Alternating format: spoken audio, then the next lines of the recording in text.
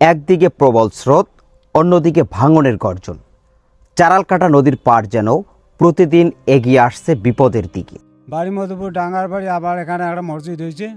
150-200 লোক আমরা এখানে বসবাস করি, জুম্মার নামাজ আদায় করি। 200-250 লোক এখানে আমার জামাত শুরু হয়। এই জামাত আমার ভাঙি যাচ্ছে, নদীতে বিলি নেওয়া যাচ্ছে, খুব আমার কষ্ট বিপদ।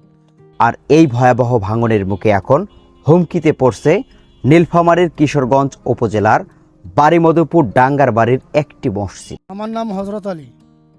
আমরা এই গ্রামে পরিবেশ করেছি 150 লোক। আমরা নামাজ পড়ি, এক থেকে 2 কিলো যাবার নাকি পাগলাটা ওখানে জামাত করবে, আমার খুব কষ্ট হয়ে যায়।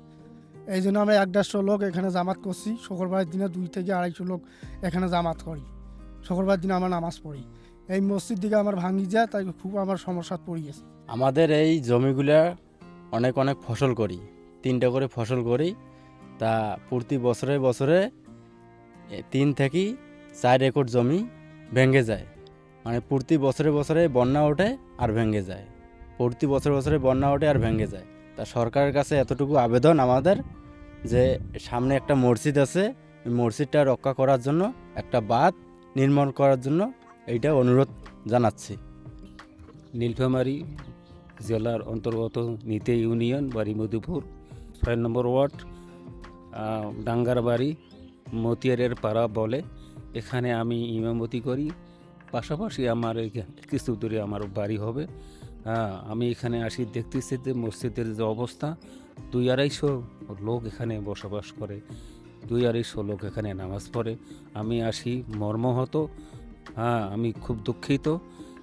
এখানে যে অবস্থা, যে মনে হয় মসজিদ থাকিয়া নদীর ভাঙ্গন 15-20 হাত আছে। আমি সরকারের কাছে বিশেষ আকুল আবেদন, এই কাজটা অতি তাড়াতাড়ি দ্রুতভাবে করলে এই গ্রামটা বাঁচে যাবে। আর এই গ্রামের মূল্যবান জমিগুলো, যেটা 3-4টা ফসল হয়, সে ফসলগুলো তারা মানে এখন যে ক্ষতিগ্রস্ত হচ্ছে। অতএব আমি আপনাদের কাছে বিশেষ আবেদন, যে সরকার যত দ্রুতভাবে এই কাজটা করবে তত তাড়াতাড়ি এই জমি বেঁচে যাবে, মসজিদের ঘরটা আল্লাহ তাআলা বেছে নেবে। নীলফামারীর কিশোরগঞ্জের নিতা ইউনিয়ন ডাঙ্গারবাড়ি স্থানে চারালকাটা নদীর পাশেই এই ডাঙ্গারবাড়ি গ্রামের অবস্থান।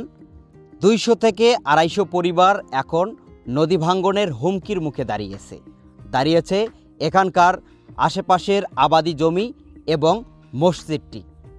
এলাকাবাসীর দাবি, নদী ভাঙ্গন রোধে